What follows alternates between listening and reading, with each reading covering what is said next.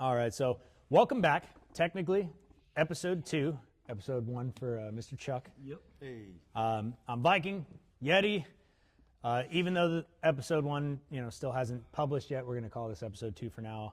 So it's either episode 2, or maybe it is the pilot and we don't do the first one, or we just call it the Lost Tapes. We'll figure it out later.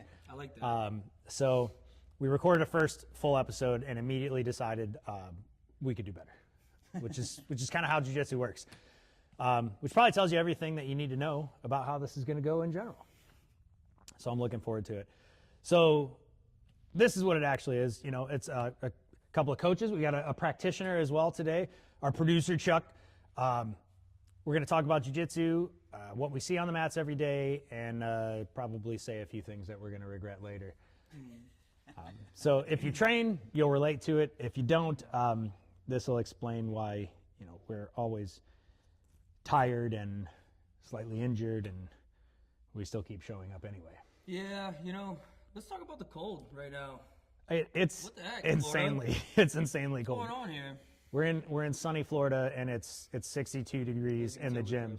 So yeah, we don't look like practitioners today. We look like Eskimos. I even got the hat for the cold in my bald head. Yeah. So so today we're going to talk about competition. What actually happens, what can go wrong, and what people should kind of understand about it, right? So let's get into it. We went to Jiu-Jitsu World League not too long ago. What I think we're almost 3 weeks ago now, 2.5 weeks ago, almost exactly, right? Yes. And that was at the Silver Spurs Arena in Kissimmee. Now, Chuck, you didn't go there that day, but you showed up partway through. What stood out to you when you walked in? When did you get in? You. Oh, sorry. I thought you were still talking to him. Wait. When did you get in Did you just to World League? Yeah. And what stood out to you? Like that day? Yeah. Oh. I got in probably around. When was your first fight? I think 3, right at 3, I think. So yeah, I think I got there at like 2:58 looking for parking, so I didn't get in until like 3:10. Man. Yeah. So you didn't get to see the first one? No, I did not get to see your first fight. Nope. Because the parking over there was pretty crazy. So, and Chuck, you haven't been to World League yet, right? No. You haven't done a World League. You should totally do World League. Yeah. So when you get in Great there, competition. you've been to competitions before, you've seen the environments. Have you publicly competed in Florida? No, never. So at World League, it's at the Silver Spurs Arena in our area in Orlando. And I don't think, at least since I've been going to World League, they've no longer been a new promotion, so there's always like 2,000 people there. Well, this time there was like over 2,700 people there. So they changed up kind of how they did it, and they changed up the coach's corner. They changed up everything, other than the mats being in the middle. So you got to weigh in with your gi on. If you register early, you get the free rash guard or whatever. And it's always some like utterly terrible designed rash guard. They've yet to produce a good looking rash guard, in my opinion. Some people like them. I guess like the last one we got was certainly better than the last one they did. I got mine over there. If you want to see it. Fuck that. Yeah. But that's like that one sucked when we got it. Yes. We weren't happy about that. It was like zebra striped or whatever. I feel like I was like the hamburger.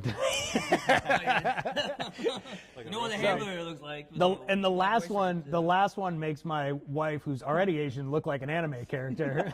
So this new one doesn't look too bad. It looks it has like the American Open. Yeah, that one it's okay. I like that one. Unfortunately, we probably won't be doing that one, but I did consider signing up just to get the rash guard. So, because some things are probably expensive, right? Yeah. But and the Champions one that they did was okay, but yeah, usually terrible rash guards.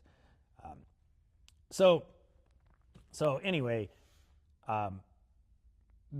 as far as the local like regional comps and World League, what do you think is like the biggest difference that you notice when you're there? I would just say just the atmosphere in general.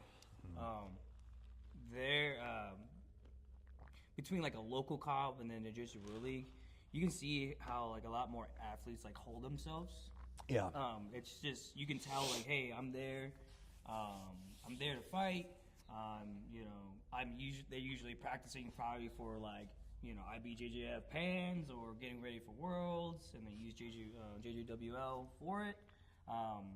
But all the competitors are very respectful. Most of the competitors, the ones I fought were very respectful. I love that atmosphere.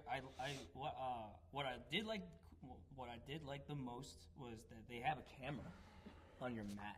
Yeah, they record every single fight. They record every match. They take pictures and they put it on your profile, which is pretty cool. You know what they don't do though? What's that? On the recording, they cut the fight off when it ends and not after the hand raise. Oh, I didn't even. So you don't get the hand raise. I never even. That's kind of bullshit, right? Give me my hand raise. Yeah.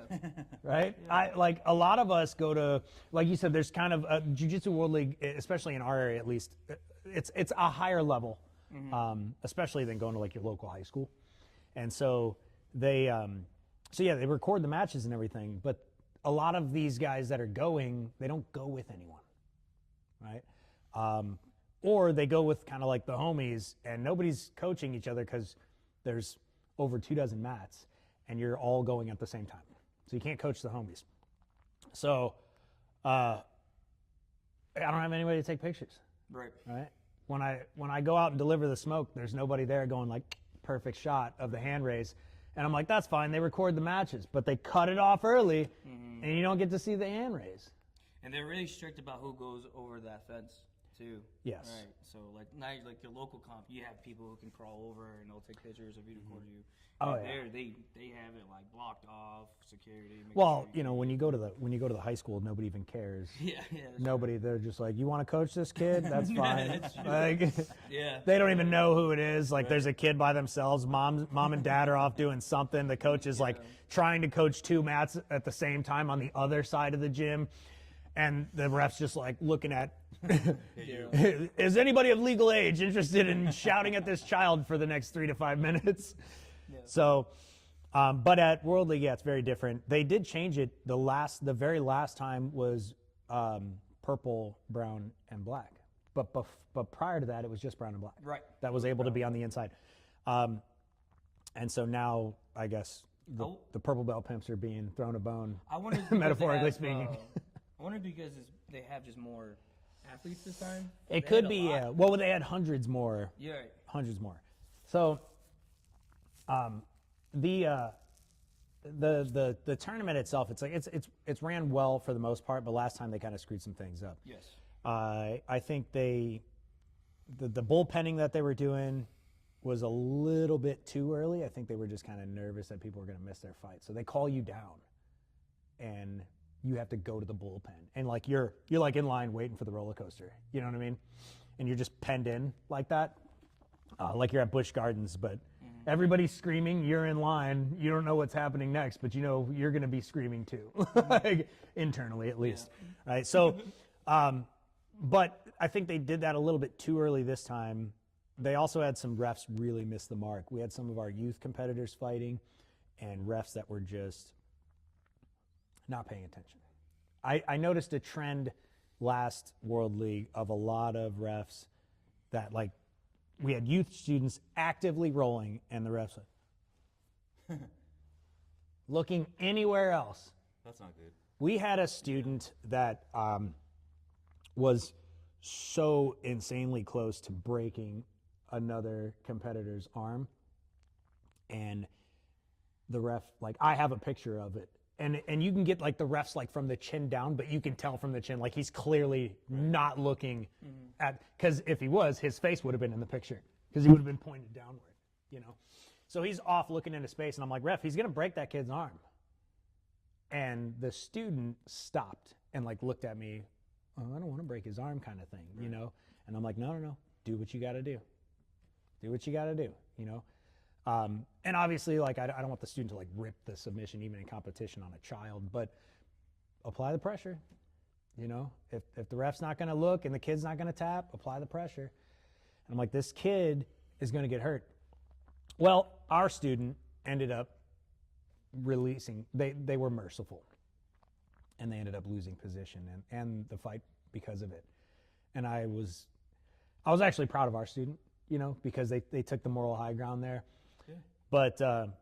But really annoyed because the ref should have stopped that out of safety, because the only other end result other than our student losing would have been a broken arm that he created. And you could tell like he wasn't ready to have that on his conscience, you know, right. Or conscience.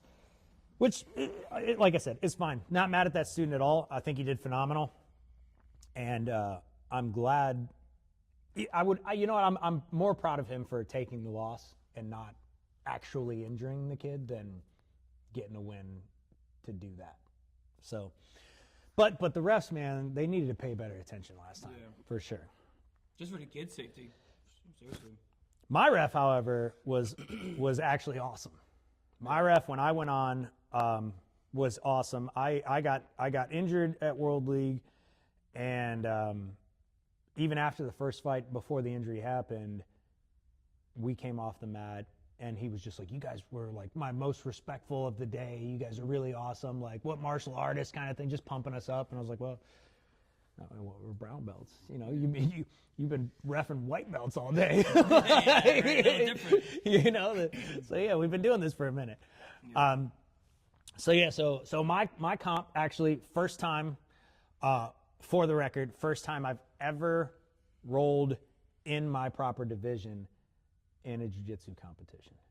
Normally I'm up in weight and or down in age. Actually, no, I'm either up in weight or up in weight and down in age. I've never just been down in age and at the same weight. That happened last Jiu-Jitsu World League, not this last one. Last World League. Yeah. The last World League that I did was up 2 weight classes, down 2 adults. Wow. Yeah. Hey, so, you still got the tap? I did. It was like a 26-year-old kid at like 195 pounds, and I walked in at 168 and was like, this is gonna be awful. So, but yeah, we did get the tap, and ironically enough, same way, very similar way, I got the tap this time in the first round. Finally in my bracket, in age, in weight as well. We saw somebody in the 182 and under, and so I was walking around heavy at the time. I'm like, well, screw it, we'll do it live. I took it 20 days out. Said, yeah, I'll sign up. Didn't get my free freaking rash guard, and then was very happy I didn't, because it's awful. This one was worse, the worst one I've seen yet. And so went out there. Only one guy in the bracket. Best 2 out of 3. Perfect. Loving it. Loving the old man bracket. You know what I mean? Now, for the record, I don't mind. I like a 3-man bracket, but only if they give first and second place medals. No. I still want something on the line, but I don't want to fight all day because I got arthritis. You know? So ain't nobody got time for that. Yeah. You know, I walk around way too injured. Like, I don't, more than a 5-man bracket, I don't have that many fights in me in competition. It's just, it's too much. So I like a 3 to 5, whatever. But there was one guy in, so I'm like, all right, 2 out of 3. I do like the intensity of like, you might not medal. So that's the downside of a 3-man or less, because you know you're going to get your stupid participation trophy and walk away with it. Which, you know what? Take your participation trophy. Yep. You paid the $60 to $100 for the competition. Yeah, take your $5 medal. Why not? Well, I was gonna say $10, but $5, yeah. Yeah. They mass make them. So yeah, over 2,000. That's probably a $5 medal. It might be less. Probably. Yeah, it might be less. So I go out there, first fight. I'm already injured. Right. VA comes back. I have a grade 1 medial meniscus, ACL, both ACLs actually. And So we were juicing up peptides months ago, but I'd been off of it for months, right? And so I went out there going, you know what? I am not going to do competitive jiu-jitsu. I refuse. My goal this tournament was to be as casual as humanly possible and just not care in the world at all. And I don't get like the competition jitters. We could talk about that in a bit. I don't get those. Right? They just don't. I'm a combat veteran. I don't care. You know, I got it once. I had a long stretch of time of no competition, no jiu-jitsu kind of thing. Well, not no jiu-jitsu. As soon as I got my purple belt, I was like, we got to go compete. So I was like 40 days out of my purple belt, went into a purple belt bracket, fought up in weight naturally, went against somebody, the guy who had most recently gotten his purple belt, got it in 2016. Yeah, and this was only a couple of years ago, so I'm like, all right, so I'm absolutely smoked on paper as far as experience goes. Whatever, we'll do it live. That one gave me the jitters. I got a little bit of the, and then once I came off of that first round, I was like, oh yeah, this is good. We're back. You know, I was very happy to have that like threat on my life again. You know, like it felt good. So we did that one, and then after that, everything settled in immediately, and I was back in it. So when I go to compete, I feel nothing. There's no headphones. There's no jumping. I'm just, let me know when it's my time to go smoke this dude, and that's it. And so I get out there for the first one, and, you know, shake hands, we bow, all that stuff. Ref calls it, and it is insanely easy. Like, as soon as I grab a hold of this guy, I'm like Russell Crowe in Gladiator with the hand through the wheat field, just fully at peace, not feeling aggressive, not feeling like I have to impose my will, but just like as soon as I got my grip, I thought to myself, yeah, this is mine. This poor guy cannot do anything to me. I think it's a good fighter IQ, right? Because I know that in wrestling it's the same thing. As soon as I grab hold of someone or I do like just an easy arm drag, and I'm like, yeah, I already know how this is gonna play out. You know, since you've been doing it for so long, you already know. By the time you have your grips. I felt very good. I felt very good about it, and it was like I said, it wasn't cockiness or anything. I didn't feel disrespectful in that way. I didn't feel really even competitive. It was just like, oh, there's just no way you're going to be able to win this. And so I just took it very casual. I didn't read wrestling, and I didn't read judo at all. At all. I read pure jiu-jitsu immediately, and I'm like, he has no stand. There's no stand-up game here. And this guy, I checked his record. I normally don't, but I checked his record because signing up, usually I'm the first one in my bracket to sign up. This time I wasn't. So I'm like, well, who is this guy? It was an amateur MMA fighter. I'm like, oh, okay. Well, he's not going to punch me in the face, so we're good. You know? I just hit him with the most beautiful, like half-assed, I say beautiful and half-assed, lapel drag. And as I came down, there's a couple of ways I like to do it. Either you go kind of full bore, or I like to fake it. Now that our wrestling coaches taught me, I like to kind of fake it for the ankle pick or the single leg, or I'm coming all the way through and collecting the leg, which is what I did. And so I worked the corners, which is what I said we were doing this time, working the corners and not initiating takedown. We're going to defend and react takedown, right? Because when you compete, you kind of have that like, oh, I'm going to hit this double leg. Well, your competitor's thinking that too. Like they have a move that they're going to hit. Yeah. So let them fail at theirs and then counter and capitalize. So that was my plan today. And I actually got that from the OS Nation guy. So he's the one, I saw his podcast talking about it early on in their podcast and was like, man, that's a really good idea. Let's try that. So that was the plan, just super casual. So lapel drag, collected the ankle. He immediately was worried he was going to get the guard pass and was just kind of like freezing me. And the entire time I'm just wrapping up legs. And we're like, okay. He reaches across underneath. I drop down for the straight ankle. We immediately start the death roll, and there was nothing he could do. It was way too easy, less than 50 seconds. And that was me in full-on grandpa mode. Like, I was not rushing anything. The only thing I did was the takedown, because once I kind of started controlling the corner, I was like, man, there's zero stand-up here. Yeah. So I'm like, all right, this is mine. I was surprised you went for that. I was expecting a bigger throw or something. Or maybe I just wanted to see something bigger, but... That's what she But said. it was very effective.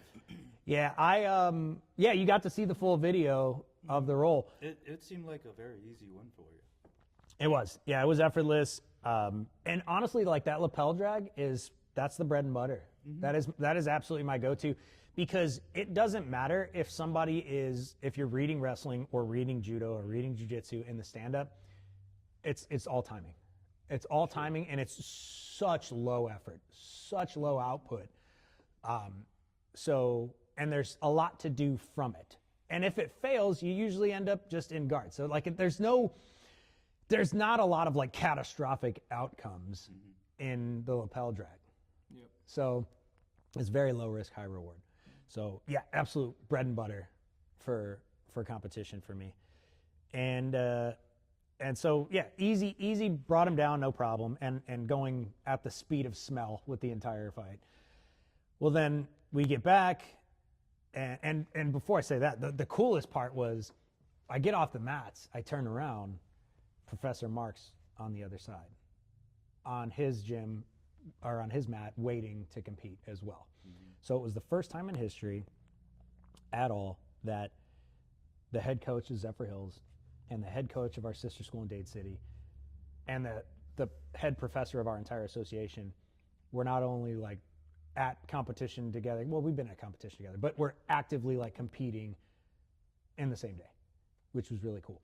And Professor Mark was actually on the mats, like, we were in between each other's. A really, really cool thing to do, because so Professor Mark's a 60-year-old man that rolls like a 30-year-old guy, and my only goal in life is to one day defeat that man, like, which is probably one of his goals, and I think that's the way it is for every coach. Like, you want your students to be able to beat you at some point.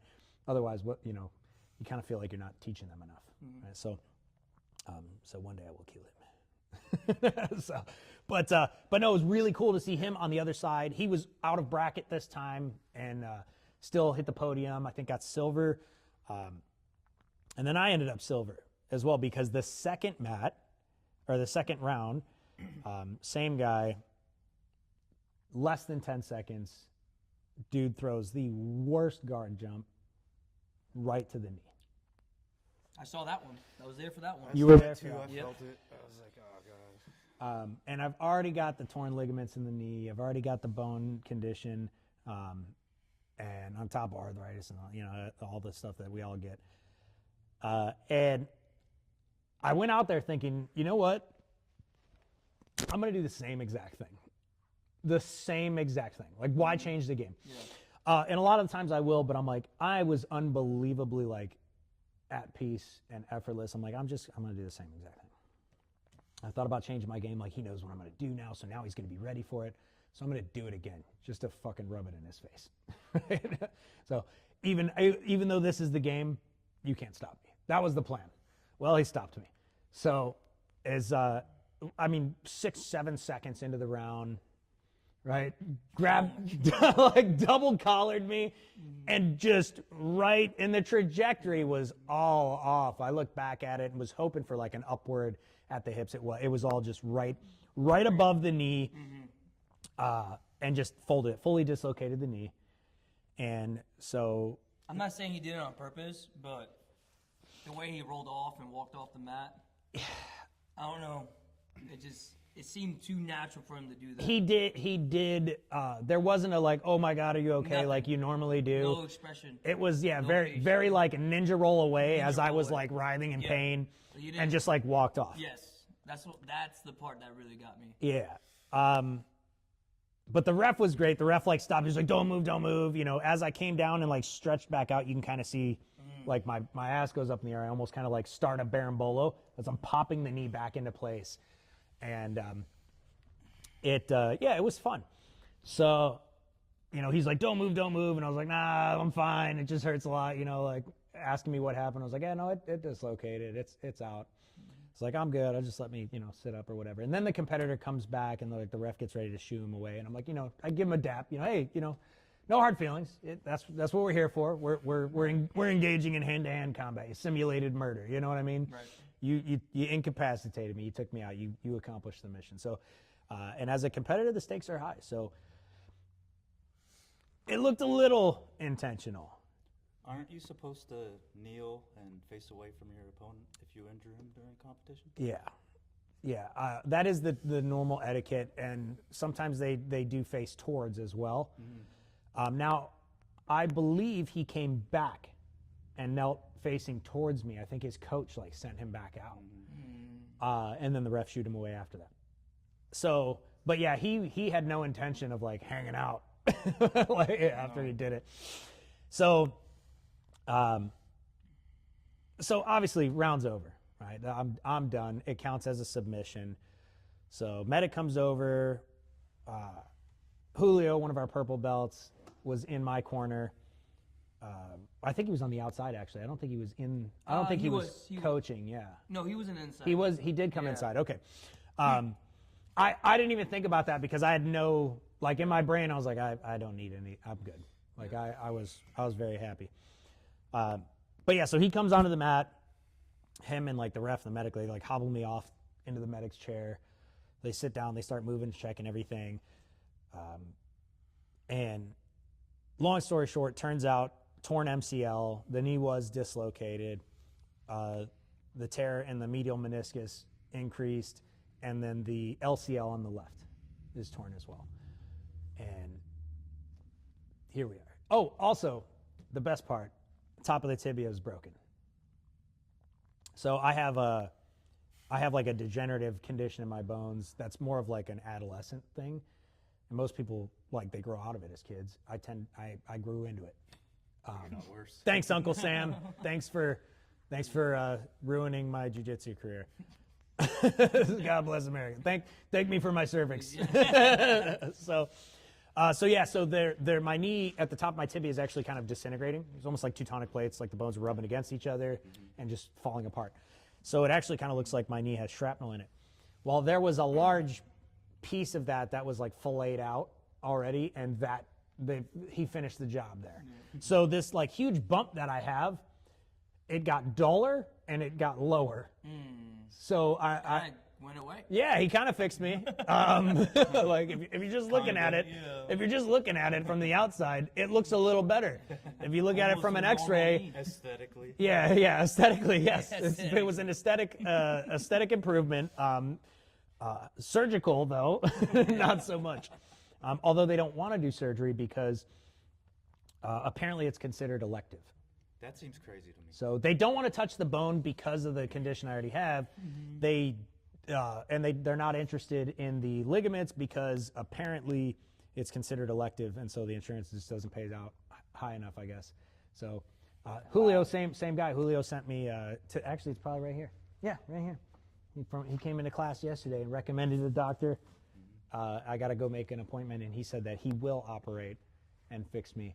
So now I just have to compare normal rehabilitative timelines and surgical rehabilitative timelines. So whichever's quicker, that's the route I'm going to take. Sure. Because I want to get back on the mats and train as often as possible. So now I have the Forrest Gump brace. And right off the rip, I was in a splint cast kind of thing. Not a splint cast, but an immobilizer. They wanted to put me in a splint cast, and I was like, don't do that. And that was at the ER hours later, because after the injury happened, they gave me a trash bag full of ice, and I spent the next 3-4 hours walking around the event, coaching the other students. Not knowing you had a broken... Not knowing I had a broken tibia. I certainly guessed, the sports medicine lady that was there said the ACL is gone, and the MCL is probably gone. And I'm like, well, good news. The ACL was already going, so we're good. And it's not all the way torn. So there's a plus side there. It's not completely gone. They're grade 2 tears. They're not all the way through. And so I spent the rest of the 3-4 hours just hopping around with no support, just limping around. You didn't have your anaconda knee brace on? We had to take it off so they could check things out, and then it stayed off. So yeah, I was just limping around on a broken leg, coaching the rest of the matches. When we went home, went to the ER, they put me in an immobilizer. They gave me the Forrest Gump brace. Sorry, they put me in the immobilizer, gave me crutches. Oh, yeah. That lasted like 2-3 days, I think. I was like, this is stupid. This shit sucks. I mean, it's sore. It becomes real sore. Yeah. I don't have time for that crap. Yeah. So swap that out for the cane. I saw like 4 doctors before they decided they weren't going to operate, and they gave me this like really crappy soft hinge brace. So that's when I got the Forrest Gump brace. I was caning it. I was pulling the doctor house. And then now, today, this was, what, 2.5 weeks ago we said? Yes. So now I can put weight on it. I can walk probably 50-50 with the limp without. Sometimes it feels okay in the day. Sometimes it feels a little too much, but I'm still taking like the medications and stuff for it. So I have my pain meds and my muscle relaxers and all this crap. And rolled occasionally. I get yelled at all the time for that. I mean, I'm rolling like a child. You know what I mean? Everybody's being very generous and nice and not hurting me, but I basically just sit there with this leg all the way out and try to pretend it doesn't exist while I do a like low grade jiu-jitsu with the rest of my body. Just do some hand fight. Yeah, pretty much. Yeah. 2-on-1s. Yeah, the wife lets me beat her up, tells me I'm a very powerful athlete. You know, I'm a big, strong man. Oh. So, yeah. So that's kind of it. A couple more weeks. I'm hoping this. I'm actually considering this is the last week for this brace, because they told me, here's your prescription for physical therapy, right? That's all they gave me. And I'm like, you know, you can shove that, because I'll just make my own plan. I've been in and out of the physical therapy for the knee and the knees and hips for a decade or more. So I'm like, I already know what you guys are going to tell me to do. I'm gonna give you the same stuff. We got these plans. I got plans saved, and they never change. You know, so I'm rehabbing it myself. We're back on the peptides, and I'm thinking another week or two, and I'm probably going to be done with this thing, and go to that soft hinge brace. Try to work myself back to the mats of teaching. The biggest problem is that rotating in, though. I went and scratched my foot with the other. You ever like scratch one toe with the other foot? Mm-hmm. So I had my feet here like this, and I reached my injured leg over and and I slipped, and the heel came out. Oh. And middle of the night, my wife's trying to like sleep, and I'm just like, oh. Try to hold it in as much as possible. Oh, it was awful. It was awful. Felt like a big sissy, but yeah. So good. You know, mostly on movement and THC, and that keeps me going. So speaking of competition, is there any do's or don'ts when it comes for any young athletes who want to compete? Yeah, don't jump guard. Okay, no, yeah, absolutely. Don't jump guard. And if somebody jumps guard on you, tell them they're a bitch. Yeah, or at least move your leg. Yeah, I tried to blade in. I've dealt with the guard jumps. You know, it's not that big a deal. But yeah, the knee couldn't support it, and on a healthy day, I probably would have been okay putting him down, and I'd have that knee right behind the tailbone. I would have been set up, but yeah, do's and don'ts. Can I say something real quick? Yeah.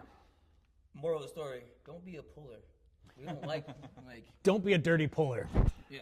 Yeah. So, and if you are going to be a self-proclaimed MMA fighter, and you jump guard, that's wild. We're pulling your MMA card. As a non-MMA guy, right? I mean, I don't strike at all anymore. Occasionally, I'll jump out there with the striking class, or I'll teach a little bit of kids striking, but I don't strike. That's not my thing. You guys both do more striking than me. Yeah. I would never jump guard. I just don't want to get punched in the head anymore after the Army career. I've already got issues from that. So, but yeah, why are we jumping guard? I don't know. That's such a dangerous thing to do in the real world. Yeah. Yeah. You know? But hey, as I said, he's a competitor. He did what competitors do, and he a win is a win, right? A win is a win. So Comp shit happens. he walked away. Yeah, comp shit happens. He walked away with gold, having never won an actual fight with me that day. So I wouldn't take a fight. that was the only participation medal I happily accepted. Well, you did beat him. I got my participation silver, and I was like, I was the only one that won any of these fights. Right.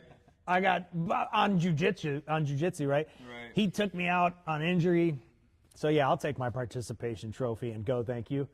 I'm going to frame it in here with a picture of my knee in half the way, the way I posted it. Be like, yep, that was the day. That was the day it finally went. So do's and don'ts. Do's and don'ts of competition, man. Don't miss weight. This will tie into the next one, right? This will tie into the next topic. Really don't miss. Don't miss weight. I think that is the most. Well, let's be honest. It's not the most disrespectful thing you could do. I mean, you could go out there and like pee on your opponent's leg mid-fight. Yeah. But Or brag after hurting them. yeah, but like reasonably. I'm probably on that dude's highlight reel. Damn it. Yeah. So I mean, hey, listen. If I did it to him, I posted it and he did it to me. Yeah. So if I did it to him, I'd probably still post it. So hey, whatever. It's part of the game. You can't hate the player, right? Right. I mean, you can, but. Yeah, what's it going to get you? Yeah, you can. What's it going to get you? So yeah, I think missing weight is one of the most disrespectful things that you can do in competition, especially in an MMA environment, right? Where making weight is like down to the pound. Everybody's trying to get 155. But in jiu-jitsu, you're at like a 10, 20 pound bracket a lot of the times. So 20 pounds, you're giving up a relative amount of weight, 20's a lot. 20's a good chunk of weight that you're giving up. And I've given up almost 40 pounds in comp, right? Going up 2 weight classes. I was on the heavier side, they're on the lighter side. I think I managed to not get like both all the way across the spectrum in both brackets, but yeah, it's missing weight. I think is crap. I think it's absolute crap. I think it shows your lack of discipline as a fighter or a martial artist. I think it shows lack of respect.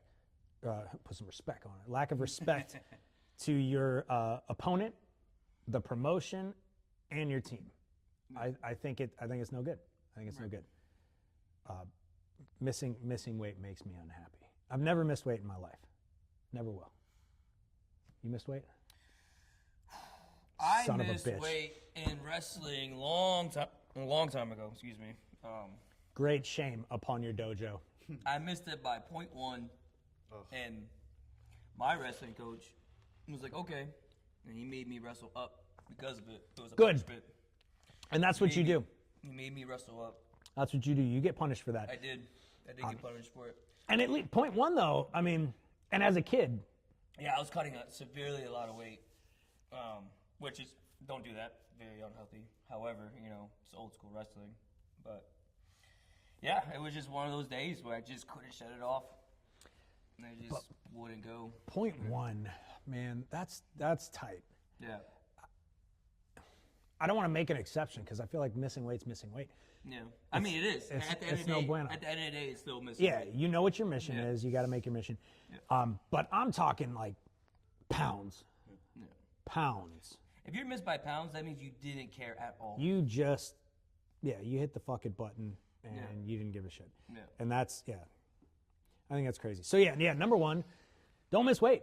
Don't miss weight. It's really not that hard, especially in jiu-jitsu, right?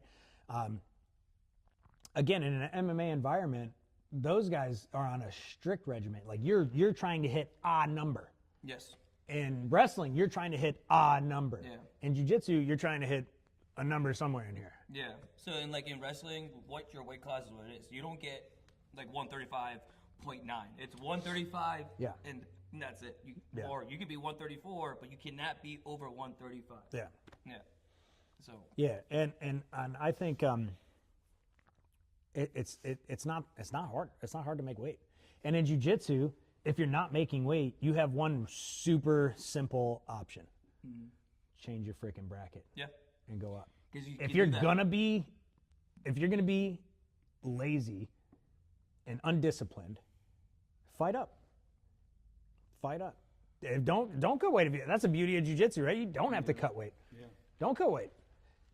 Just fight in your proper bracket then. You know, you can't obtain skinny bitch status for free. So I'm back under 170. So I'm still 168 this morning. Let's go. I ate dinner, screwed me all up. I was 167. You still got to eat. It's debatable. Food's not real. You don't need it. Lowest adult weight in my life is 166. I'm going to try to break that in the next couple months. Why do you want to be so light? Science. Yeah. Science. I don't know, because everybody in this gym, like most of the men in this gym are like 180. Yeah. Yes. Or most of them are like 200 pounds or higher. Yeah. Yes. Or at least close. So. Which is fine with me because that helps in competition, anyways. Yeah. Yeah. You know, I love going with the. Well, you're bench pressing like a 160-pound dude, and you're like, "This is great. Yeah, I love what? this." This is what regular weight is supposed to be like. I've been trying to move 200-pounders for months. Yeah, I mean, seriously, if you want to try to retrain your guard, try to do it with a bigger person. Yeah. Honestly, it has helped me so much. Yeah. Try to retrain my guard with a bigger person for sure. Going back to the don'ts. Yes. What do you think? What's the next big one?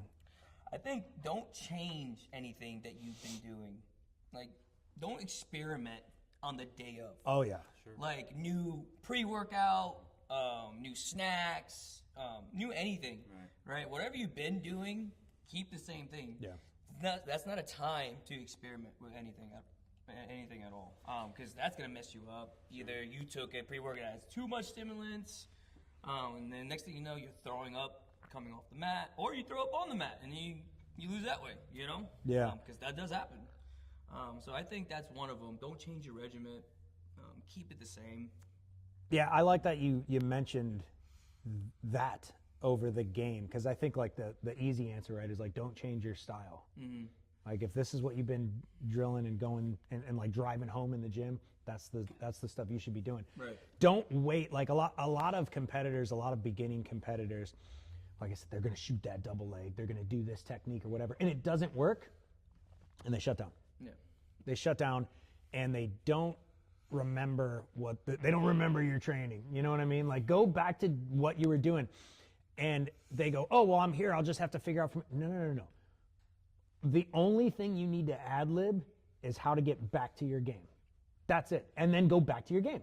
Yes. Don't change your jiu-jitsu because something doesn't work out for you in the game, right? Just control that game, control that offense-defense loop just enough to get back to where your bread and butter is, where you're successful. But piggybacking off of that, I think that 100% you're right. That's one of the biggest things I think competitors mess up is like the caffeine intake in the morning, the breakfast, no breakfast. Right. You know, they change their routine because they're going to a competition. And in their mind, it may feel like the right thing to do, but their body's going to reject the change. Exactly. They don't like that. The body doesn't want all this extra caffeine. If you're not a pre-workout guy, you don't take the pre-workout. Yep. If you are a pre-workout guy, don't drink the coffee before the fight, right? You're going to be in the bathroom crapping your brains out. Right. You have to stay with your normal routine. And if you want that normal routine to appear competitive, shift that 1 to 3 months out. And that's what your body should be. You probably 2 to 3 months out. Yeah, that's really. good. Mm-hmm. 2 to 3 months out. If you want to be that morning pre-workout guy, then get up in the morning, take your pre-workout, go to the gym. That will get your body to simulate, hey, now we're ready. In the morning, we're going to get caffeine and we're going to work, you know? Yeah. So when you go to competition day, you got your caffeine, you got your fight, there's your work, you're ready to go. But when people change their routines because of the anxiety, I think that's all it is. The nerves and the anxiety of competition are making everybody go, oh, well, I got to get really, really ready, so I'll do this. And I got to get really ready to, like, the nerves are up, I'll take a Xanax. And they'll get, like, they'll just be like, on the mats. Like, yeah, well, that's not normal you. Just be normal you. Just be normal you. Yeah, that's a big one. What do you think? You've never been What are you worried about most, like competing? What do you think is a mistake you would make if you were to go compete? Well, Or one that you're worried about making, maybe? mostly the main reason I've never competed was just because I was afraid of getting injured. And I Oh. was always in a situation where I needed to be able to go to work. So, Well, and competition is not for everybody, right? So, well, I can get really aggressive when I'm one of those guys like, yeah, let's start off light and then we're trying to kill each other. let's flow, bro. Let's bro. flow, bro. Yeah, we'll just do And it's 20%, not- 30%. It just happens. It's not anything I set out to do, but next thing you know, I'm getting hurt or some shit is happening. Yeah, well, and we talked about this. I think in the last episode that you haven't seen, because it's not out yet. It may or may not be out. Lost tape. The lost tape, the original, the lost tapes. I think we said somewhere between like 5 to 15% of an academy typically competes. So when people go to competition and they kind of get down on themselves, it's like, no, these are the best of the best from every schoolhouse. You know, these are the representatives. These are the most hungry practitioners of their academies, and so a lot of your school. Oh, I gotta sneeze. Hold it. It's coming. Nope. No, hold it. I think. Thank you. See I've been that battling hiccups over here. that'll be one of those things you can clip out. Well, it wasn't that bad. You know, if you blew snot all over your Yeah, no, that was a good sneeze. Yeah, there's no Keep that puddle. in. Keep that in. There's no puddle down there. Ew. So, hey, still better than any kids class. Yeah, oh my God. There's always snot on the mats during the kids classes. So yeah, so the now I'm gone. Where did I go? I went off the rails. I think some people, competition is just not going to be their thing. Some people are. We have a student that's always like, I'm a lover, not a fighter. You know, and they say that doing jiu-jitsu proved more to them that they're a lover, not a fighter. They still enjoy doing jiu-jitsu. Yeah, it's just a hobbyist. So, like, It's a yeah, hobby. I don't think there's anything wrong with that. Yeah. But as a coach, I got to say, like, you have to encourage competition. And I don't encourage competition for business or for, marketing or, like, the academy growth. I really don't. I encourage competition for personal development. I think that's important. I think competing at every belt, just once, competing at every belt can work wonders on your jiu-jitsu career. But It exposes holes. yeah, absolutely. Well, and my professor will tell you, like, he'll never give any student a black belt that's not tested. And that doesn't mean compete at white belt, train for 12 years, get your black belt. No. That means compete at brown belt at a high level, not the local high school gymnasium. Right? I'm banned by my professor. I'm not allowed to do the high school gymnasiums. He said, nope, you got to go to the big shows. So he says I can do World League, I can do IBJJF. That's it. And so I've competed at World League a few times now at Brown. And I'm like, I'll just do the one because I'm injured, because I was injured last competition. And it just, man, competing just gives me the itch. I love it.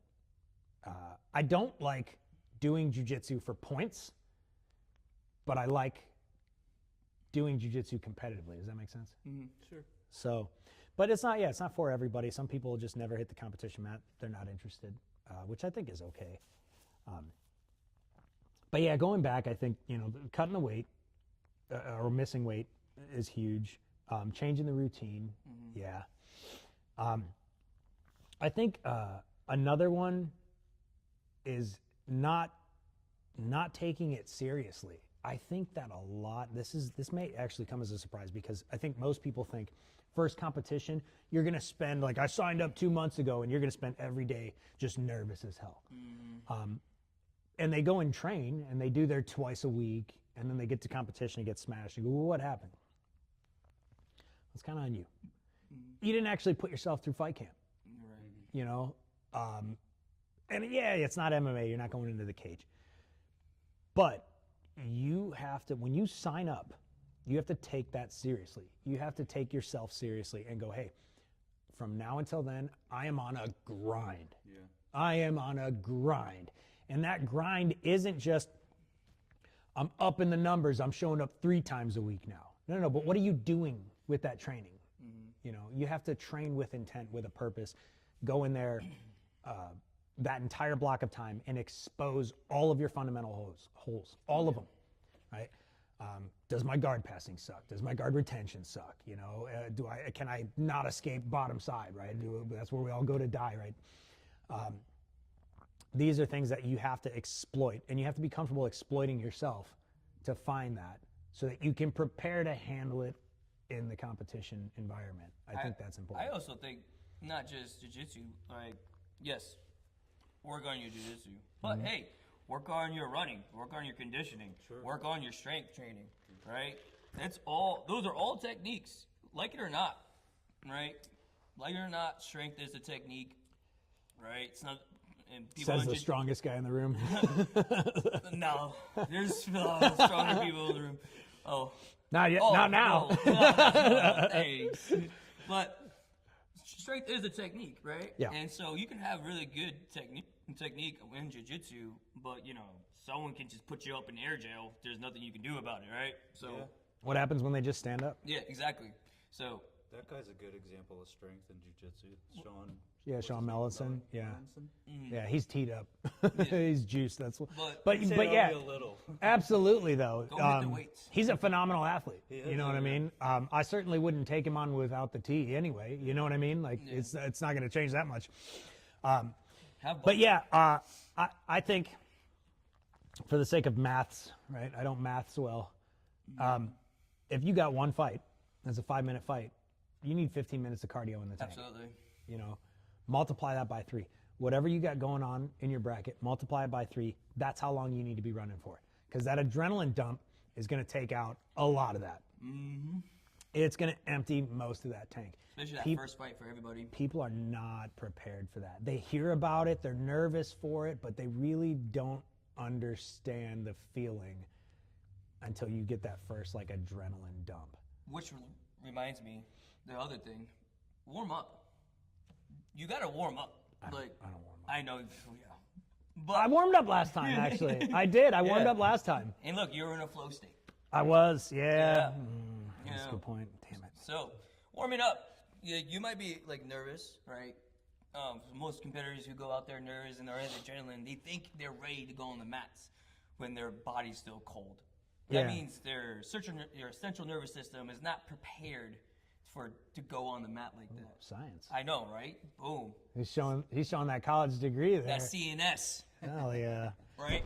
So that's in anything you do, right? Yeah. It's like, we call it like the second wind of running, right? When you run, you don't go full speed for the mile, right? You warm up into the mile, and then those lungs open up, like, oh, that second wind hit. It's like, no, your central nervous system just finally got prepared. Oh, this is what we're doing. That's why you warm up on the mats. Yeah, you got to let the body know it's time to work. Absolutely. Exactly. As much as I joke about it, I would never not recommend warming up for any of my students for sure. Anybody who's competing against you, feel free to not warm up. That's fine. But and what normally what I do, I shouldn't say I don't warm up. Normally it's a stretch routine. But I'm not those guys that are like, let's practice blast doubles for 10 minutes before the fight. Oh, like yeah, that. no. I watched I'm just flowing. Professor Mark, like he's breaking a sweat. He's warming up. Yeah. And it works for him. I don't want to get too worn out. So, like I said, I've only got so much gas in the tank anyway with the arthritis. For me, it's not the cardio, it's not the stamina. I can stay in I mean, you and I have rolled for longer than an hour. Yeah, Nonstop. And that's great. I can do that. That's not a problem. It's the joints. After a few competition fights in a day, the joints they've had it. That's why we don't have open mat the next day, because I'm cooked. But I did the stretching and I did a little like flow roll with the wife. She did a phenomenal job getting me ready. And but yeah, I've seen some people get ready for competition and they're just going to town. Yeah. I was like, man, I wish you were in my bracket.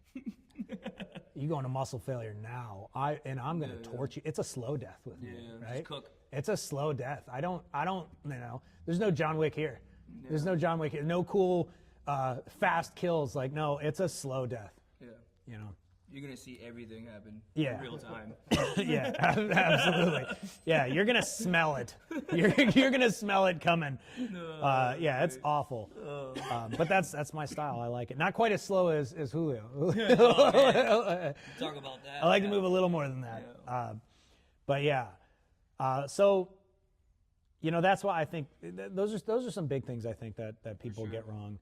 And the biggest one, unfortunately, and I think maybe not just the biggest one. I think we certainly saw some of those in here recently. Last Saturday, we had our first ever in-house invitational tournament. Yes, we did. Super cool. Yes. Ran super smooth. It went surprisingly well. Yes. I got us a smooth comp account. We're big dogs on smooth comp now. Yeah. That was really cool. Never before done on the face of the earth has this academy ever had a tournament. So, I mean, I'm trying to lay claim to it. But what I will say is it's never happened in our area, in our market. right. Never happened in our market. So from, if you drive 15 minutes in any direction here, out of all the schools, I don't think any of them have done it. I don't think any of them have done it. None of them in our city have. So we were definitely the first one in the city. I would be willing to put some good money on it. We're the first one in any neighboring city that has ever hosted, probably even a larger football. First in the area to do a formal in-house tournament in jiu-jitsu. I think that was awesome. And we kind of winged it, right? So we got the smooth comp account. I couldn't find any demos or anything. Like, there was nobody to teach me how to use this stuff. So we learned everything as it was happening, learned how to use it all as it was happening. Hip fired the whole thing, and had Coach Roberto, right? Yes. Roberto Figueroa came in and reffed it for us. Phenomenal ref. A high-level black belt, yeah, high-level grappler, high-level fighter, and came in, and first time I've ever seen him ref jiu-jitsu was the most consistent ref I've ever seen. Yes. And I have seen the same 12 refs at every grappling industries, and they're always different. Like, they're always doing different shit. And I understand that it's hard to be consistent, right? You have a little bit of like your own mood of the day that probably affects some of that. And then when you're consistently doing something, I have to assume that some of these refs, like, they're all practitioners, right? They probably know some of these other schools. They might have favorites, you know. I mean, I'm not accusing anybody of anything, but sometimes the refs are great, sometimes they're ass. And everybody has, you know, good days and bad days. And but Coach Roberto, the entire day, all day, every single fight, there was zero inconsistencies. Everybody that got points in that position got points in that position. Even the decisions, we had a couple of decisions. I don't disagree with a single one of them.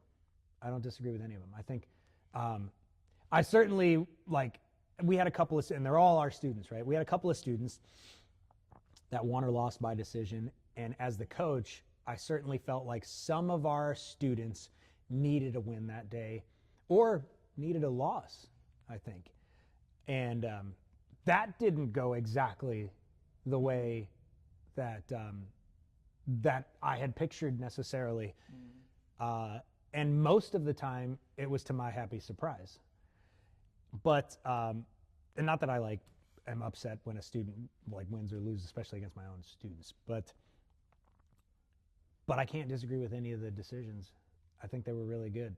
I think they were logical. I think the scoring was insanely consistent. It was really cool. We transformed the entire academy, and had, I mean, in our little school, we had well over 100 people in this building that day. So we had 45 competitors? Yes. And and we went from like 9 to 3. That was a good day. Yeah. That was awesome. Yeah, we were done by 3. Put the mats up by like 4:30. Put everything back together. Yeah, insane efficiency. And a big thank you to all the students and family that actually helped us prep the academy before and after, and those that sort of kind of jumped out of their seat to volunteer and help us with all the stuff that we needed throughout the day. So yeah, it was very cool. I think it went well. Student performance was great. We saw, I mean, there's very little to complain about as far as how the students did. I think even those that in the back of my mind, I want to go, we've seen more, we've seen better than out of you.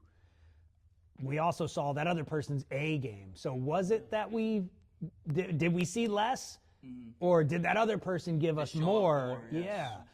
Yeah. So, and I had talked to some of the students about, hey, here's some things that we saw and we got to correct and work on. But that's what competition's all about, right? Exposing the holes. Right. Right. I like the environment though, because we had the pressure of competition without the chaos of fighting a stranger. Yeah. And so there was a ton of respect on the mat. The anxiety was still up. It was right where I wanted it. I wanted to create that nervous, high pressure environment of competition, because a lot of our competitors last Saturday were brand new, never done it before. So we baptized a ton of brand new competitors last Saturday, and they should all be, and their families be, extremely proud of that, because it's a very difficult thing to do. Especially when we only had one. We had just like a super fight. We only had one mat. So everyone's watching that one mat. Yeah, everything was a super fight. Yeah. It was pretty intense. Yeah. I was definitely twitching and moving. It was intense. Rick killed a guy. I was fighting right alongside. That's getting real quickly. Killed a guy with a lapel. You were saying? Yeah. Oh, I was just saying. It was pretty cool. Yeah, I thought it was great. It was intense though. Chuck was like on his feet the entire time. I don't think you sat down once while you were watching. No. A lot of good fights. We started off little Alex, Scotty J. Yep. Right? Scotty J. And he was very nervous. Definitely did not want to be the first fight of the day. And we're talking 5-year-old kids. And Dad encouraged him, got him out there, and then he fought like hell while he was out there. And I was impressed with that, because Scotty J he's high energy, he likes to goof. He's got like the most like infectious, like evil giggle. Yeah. He does. Like He about does. everything. I gotta hide my smile sometimes. Oh my gosh. Because I don't want to encourage it sometimes. Yeah. I'm like. And oh yeah, it looked like he laughs in such a way that it seems like it might hurt. Like he fully commits to his own laughter. Yeah. It's a lot of fun. But that day we saw him shelled up, nervous as hell. So we clearly knew right off the rip, like, oh yeah, we created the right environment. Right. The pressure is on. All of these kids are going to grow today, because it takes a lot to go out there and put yourself out there, even here, because at the high school, not even World League, at the high school, at least they're watching other fights, Right. And let's be honest, like mom or dad's probably, one of them's on their phone, one of them just went to get food, or they're in the bathroom, or while you're fighting, dad's like, that's cool, but like this kid just did a sweet throw over there. Let me see. He's not even paying attention to his own son's fight. Like, it's, you know what I mean? Like, just it's more chaotic at a public competition. There's just a lot more going on. There's a lot more to involve yourself in and to look at. And so, here, all eyes on you. No extra mats. One mat at a time. Everybody's looking at you. Yeah, I felt that. It's time to perform. And when the colored belts, when the adults started going after it, the room got quiet. When the kids were rolling, everybody was like, yeah, and the adults were rolling, just like, ooh. Yeah, everyone was just so Sick. Yeah. All right. In tune. Yeah. Yeah. It was, I mean, you saw some, like, you heard some cues, some coaching cues, but people were very interested in watching more than talking. But the coaching cues that we did hear all day, most of them were phenomenal, even good coaching cues from parents. We had OG Scotty and my wife were basically battling it out most of the day as coaches. I told them at the beginning when we had our kind of like rules meeting at the beginning of the day, I said, I'm not coaching anybody. Right? I don't want any parents coming to me saying I picked my favorite student or anything like that. You know, my favorite students are my kids, and they got to work harder than everybody else here. So I'm not going to pick between your kid and your kid. I'm going to be fair and impartial, stay out of it entirely. Wow, was that hard to do. Not because I wanted to pick favorites, but because I just wanted to coach everybody. Yeah. You know, I wanted to coach all of them. And in the training environment, typically you coach the losing kid, right? Even the adult, right? You coach the losing practitioner. And then when they're losing, when they're winning, I coach the other losing practitioner. Or I'll coach the least experienced practitioner. But here I'm just like, nope, can't say anything. I'm on the edge of my seat. My face hurts so bad. I'm just making all these expressions. I'm smiling most of the time because they were crushing it. We had some really shine. Alex came out of his shell. Isla crushed it. Her first comp? First competition, tiny little Isla. Yeah. Oh, man, she came out like a warrior. We had a lot of kids that did really well, surprisingly well. And I was very happy to see that. Even adults, a lot of adults that did really well, but the level of respect was just, I was very happy with that. We had a lot of situations where some people really could have went for the kill and toned it back a little bit just to not be a prick about it, you know. More like least amount of force necessary. Like, hey, I'm going to give you 100% to this point. Yeah. And then I'll give you a chance to tap, you know, which was cool. So it was a very respectful environment, but at the same time insanely competitive. I was listening to, you know, Scott coaching his daughter, my wife coaching our daughter, and they were both like, I'm in between both of them while they're shouting, and I'm just like, man, you guys are trying to get these kids to kill each other. I love it. I love it. There was no mercy for us just because it was the owner's kid, you know, and there should be, you know. But I love that. It was awesome. So the kids definitely impressed me. Some of the coaching cues impressed me. But we learned a valuable lesson, which goes back to the making weight. Yes. A lot of adults signed their kids up, and the kids didn't make weight because the adults never told their children what their weight was supposed to be. Yeah, they just guessed. Nor did they check to see what their weight ever was. So they just absolutely guessed it. Which, hey, we worked it out. And all but two of them fought. All but two kids fought because they just showed up way too late. We were knee deep. We were in the fights. Yeah, we were well in it. First matches was like 9:30. We were knee deep in it, and they showed up like an hour after we were already rolling. I'm like, I literally can't shut down the production just to get you guys in here. I can't do it.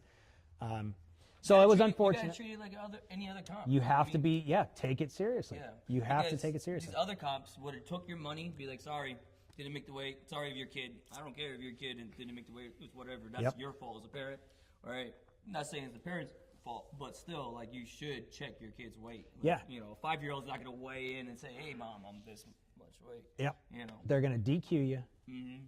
And they'll be nice enough to offer you to buy a spectator ticket if you want to still come in and watch the fights. Yes. You know what I mean? Yep. So they'll take more money from you. Yeah, it's just you got to take these things seriously, whether they're in-house or not. The whole purpose of this was to start building potential competitors. Yes. And build the camaraderie of community that we have here, which is already fantastic. But I think we definitely kind of sealed the deal on that last Saturday. Is wow, do we have a crew here? Mm-hmm. An awesome crew here. So we only had one from out of gym, right? We had one student, your wife, right, that needed a fight. So we brought somebody from out of gym. First time in a gi for her too. First time in a gi for your wife, and she crushed it. And She only ever competed in First time no-gi. competing in the gi, yeah. Yeah. But she competed in no-gi last time. And, oh, man, she was like, my grips. I was like, yeah, a little different than no-gi, right? When you're trying to hold on. When you're trying to hold on, you know, you Yeah. get a good bump in those forms. hurts. Yeah. Yeah. Yeah, and she did well, and that was the only time in the room though where things were a little off was her opponent. But other than that, everybody was insanely respectful, insanely professional. Once we got started, it was awesome. No issues, no arguing with the refs, no arguing with coaches. I didn't hear any parents, you know, oh, yeah, that was embarrassing. You know, like it was a good time. It was a good time. And we said no medals. We surprised them with medals. Yes. We had our Which little was awesome. That was awesome. had our little Awesome makeshift touch. podium. Yeah, thanks to the wife. Yeah, she's the one that found that workaround like last minute. We got medals in here.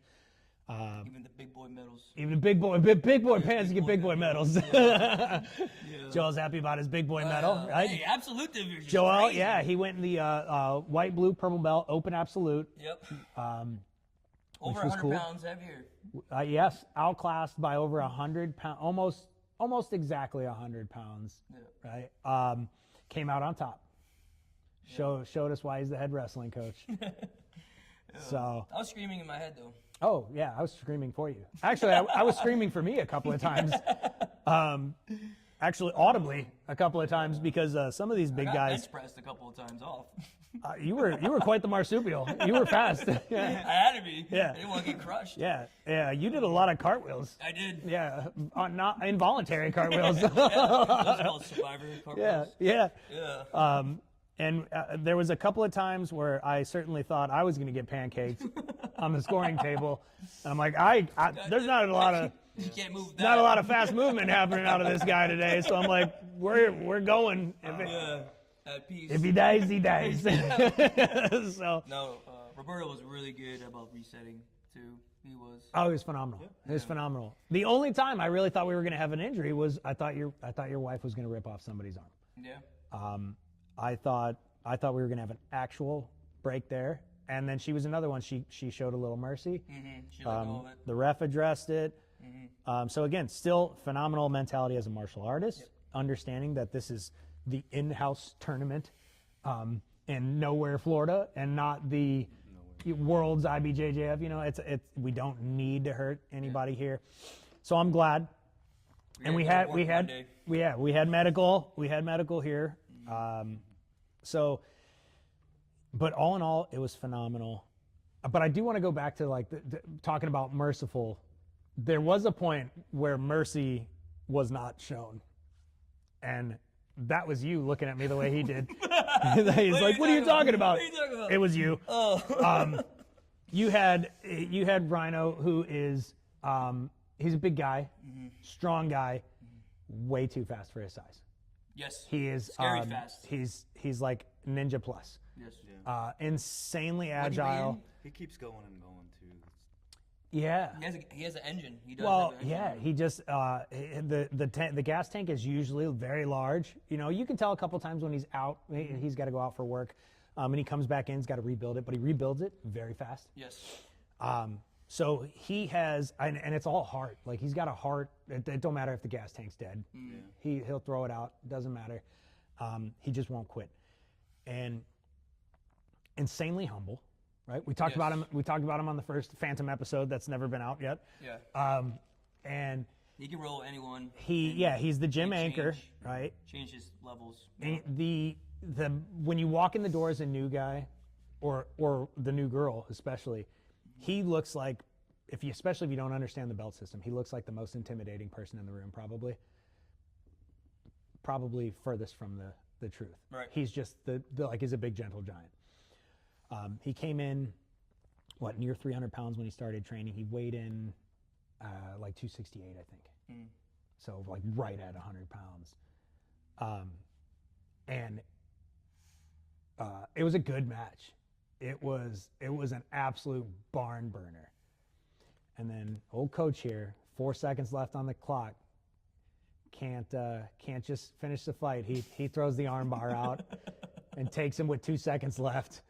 So he is He's gonna come for you now. I know. He's gonna come for you. He stuck out his arm, and I was like, 4 seconds left? What could go wrong? Oh, Yeti's here, like, established dominance.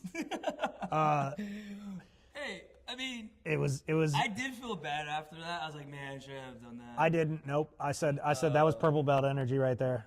That was very good. Even the ref, he goes, I would have done the same thing. Hey, the black belt said the same thing. Yeah. Well, and you didn't rip it too. You went for an armbar, but it was extremely respectful. Yes, I didn't. And that's on yank. I didn't do any of and that. that was a perfect example of what I say. Like we saw like a level of competitiveness paired with that level of like mutual and team respect. Right. That was awesome. It was phenomenal. So we already had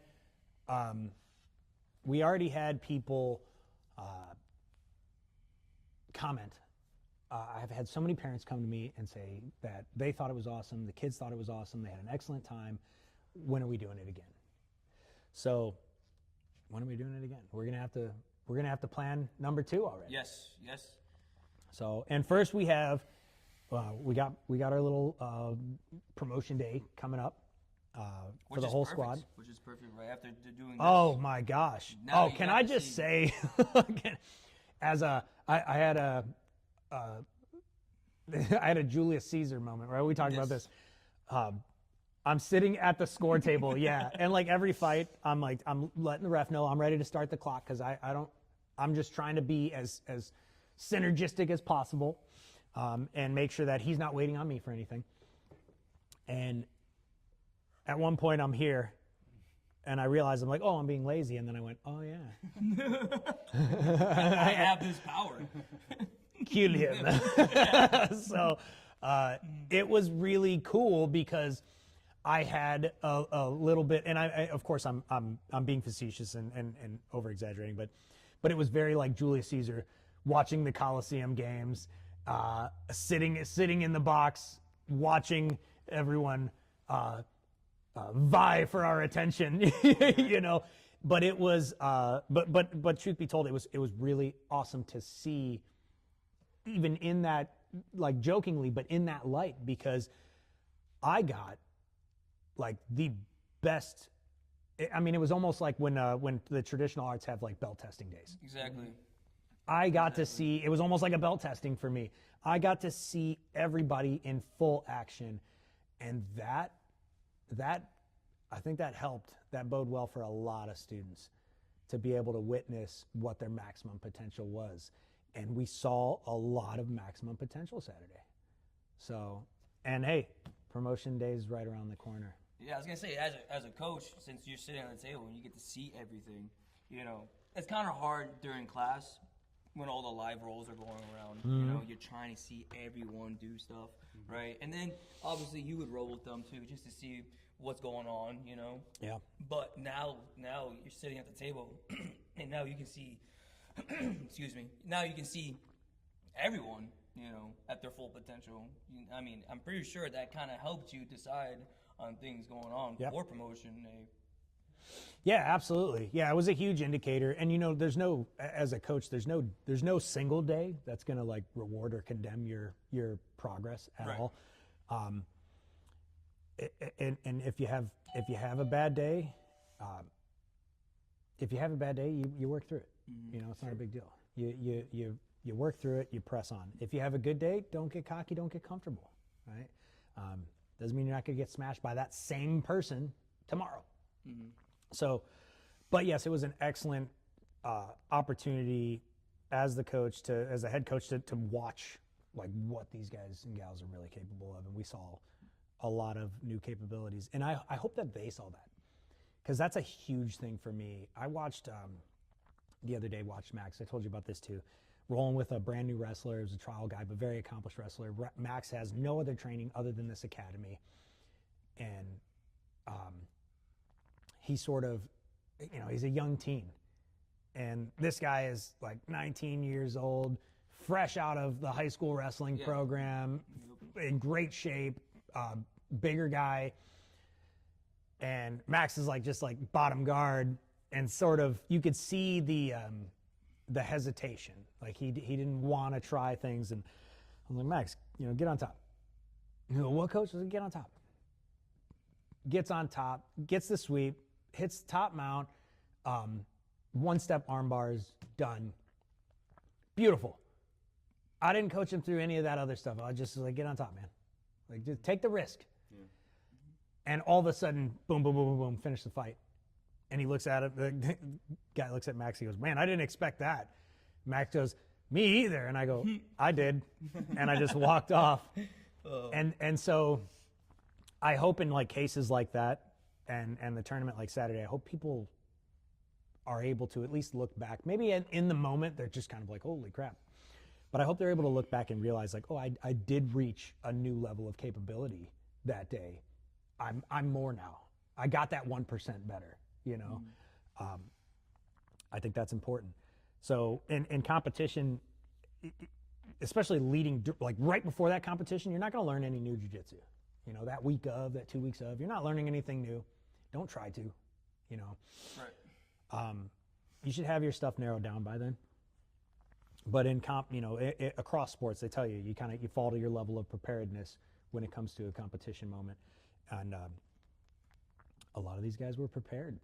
There was a couple that I didn't think were going to go the way they went. But I think, by and large, a lot of these guys were prepared, which was really cool. The biggest thing now is, will they come back? Are they back in the lab? Have they been back in the lab? Are we missing anybody yet? I think everybody's been back for the most part. I already know some of the ones that haven't. I know they're on a different schedule. I know why certain ones aren't here. So I'll give them the pass until the end of the week. Right, until we find out if they're actually coming back.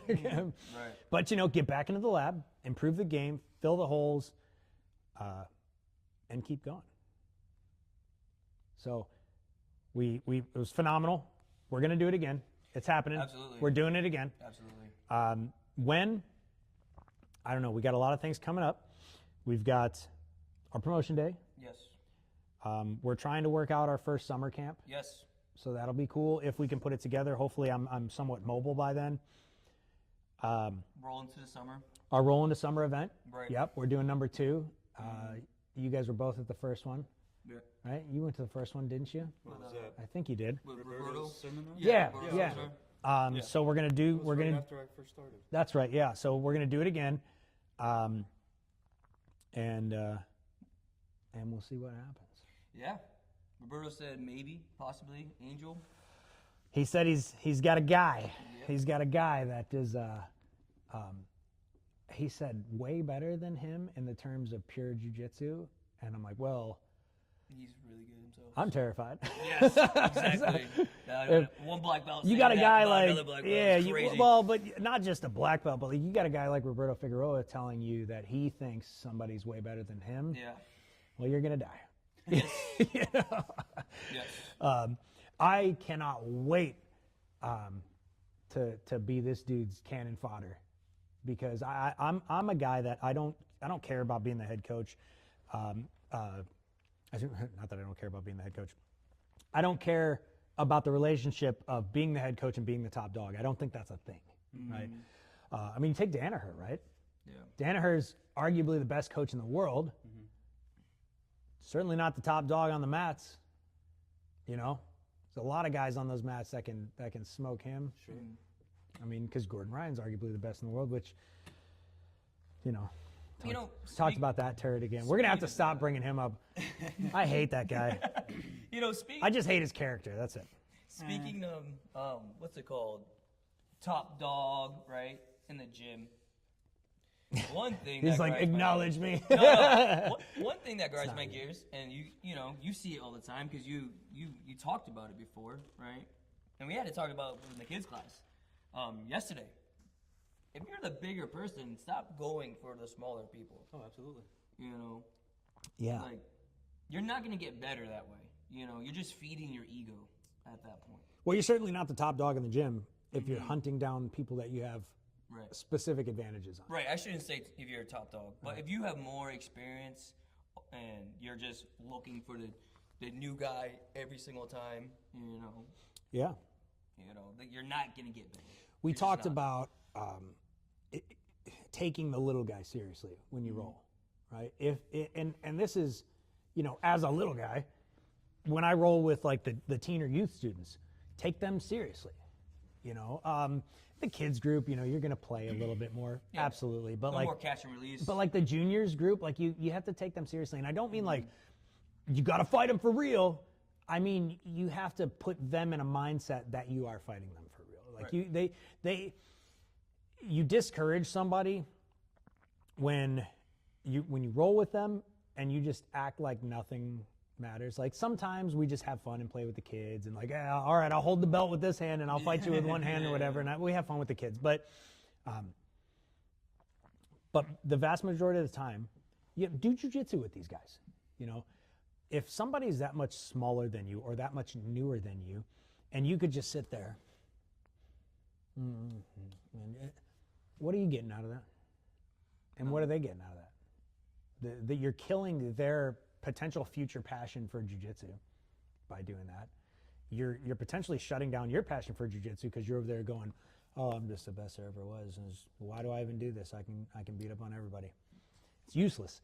I rolled my competition prep was a 13-year-old little guy, like 80 pounds. That was my last fights before I did World League. And we had a great roll. A little 13-year-old gray and white belt, and he crushed it. He did great. I was able to actually work that lapel and leg entry with that. And obviously, I'm not leg locking a teenager, you know, not when anyone's looking. But, you know, I was just going into it, holding the leg, and then we'd go back. And I'm doing jiu-jitsu. So you can still train with somebody that's significantly smaller or significantly less experienced than you and get a good training experience out of it. I'm just not coming at this kid like I'm 170 pounds and he's at 80 pounds. You know, that's crazy. I'm rolling lightweight as much as possible. I'm only taking openings when they're absolutely perfectly technical in my mind. And if it's not absolutely going to work, I'm not going to try it, you know? While at the same time, I still kind of want to challenge and push back his jiu-jitsu because he knows, hey, I'm fighting a bigger guy. I got to take what I can get. Yeah. So we're kind of having a dance, you know? You have to be able to roll with the little guy. You can't just, you know, if you want to go full bore and want to be a big guy, like that's fine, be a big guy. You know, big guys do jiu-jitsu, but roll with the big guys, you know? Roll with guys like you that have that power and the strength behind them that can handle it, fine. But when you're rolling with somebody who, in a lot of cases, is half your size, you know, you got to change the way you roll so that you're a good training partner. We talked about it yesterday. If you come into the training room, you're in the fight house, and your intent is to win, you already lost. It's a training environment. Training, you know. Some people call it jiu-jitsu practice. Some people say they're going to jiu-jitsu training. Either way, you're not going to jiu-jitsu winning. You're there to practice, and you're there to practice with other people that are there to practice. Let's practice. I'm not saying let everybody work and let everybody smoke you. You know, when you have somebody that can turn it up on you, you have to meet their level. But when you have someone that is, you know, like like my wife's, you know, 110 pounds wet, right? And I'm not going to roll with her like I roll with the brown belts at World League at my weight division, or like the one before when they're two weight classes up in an age bracket. I'm like, no, those guys are getting all the smoke. I'm going to try to murder one of them. But you still have to give them jiu-jitsu. They're still here to learn. So, yeah, take the little guys seriously. But it works both ways. The little guy's got to take the big guy seriously. That's true. You got to start putting up a fight. That's true. Start moving. Don't just die on the bottom because you're like, well, he's a big guy and he only accept defeat. He only wins because he's a big guy. Okay, yeah. But introducing Rhino. Yes. Not winning because he's just a big guy. Winning because he is gaining massive technical experience. And he is absolutely like a fundamentalist at his level, doing excellent. And can he win because he's a big guy? Well, it depends. How big are you? How strong are you? Can he rely on just strength and sloppy jiu-jitsu? Probably, but that's not what you're seeing on the training room. Nope. Right? Because on the training room floor, he's training. Yes. He's not trying to murder you. He's trying to train. He's trying to develop his jiu-jitsu. And because he's doing that and being such a perfect training partner, he's become an excellent practitioner. Yes. At his level, he's doing phenomenal. So, yeah. Yeah. I mean, yeah, it goes back to, wrestlers love being on top. And I said, fuck it. I'll take the bottom. Yeah. And just start working bottom stuff, regardless if I get smashed or not. Yeah. You know. Go and train with the intent to learn something new. Yeah. And you'll have something new. And I think that has helped me so much. And I think it's helped my training partners too. Especially who don't like being on top. Yeah. It works both ways. People who like being on bottom are like, nope, I'm going to force the bottom, and you're going to be on the top. Now we're both working, different things. Yeah. It does go about, it works both ways. The one thing that you suck at in jiu-jitsu, the one thing you don't like in jiu-jitsu, that's exactly what you should be doing. Right. That's what you should be doing in the training room right. until you love it. Yeah. And then whatever you hate at that point, go do that now. My love is Kimuras. Kimuras are beautiful. Yeah. Kimuras are a beautiful thing. Fell in love with those. Yeah, I think that your Kimura game is growing nice and strong for sure. I think maybe once I'm healthy, I'm just going to come back and counter Kimuras. No, because one time you come back, I'm going to be doing arm wraps. Oh, well, that's bread and butter. Yeah. That's Papa's bread and butter right there. Yeah. I'm going to do fire with fire this time and see what happens. Double arm wrap in the game. Both of us, he's got one, I got one. We're just like, what's happening here? Yeah. Both just like back and forth in the guard. All right, well, I think we're going to wrap this one up before it turns into another full-length seminar of nonsense. Yeah. So, a competition, I think, but going back, competition is one of the fastest ways to learn. And so I think everybody should go out and give it a shot. But I know it's not everybody's bread and butter, but I think it's one of the fastest ways to learn. I think it's one of the fastest ways to get a reality check. Case in point, anything can happen. It's a bit of a battlefield out there. So, but I appreciate you guys for listening. We'll catch you on the next one. Absolutely. Chuck, our newly hired producer, thanks for joining us. I'm Vykyng. I'm Yeti. Stay forged. Out.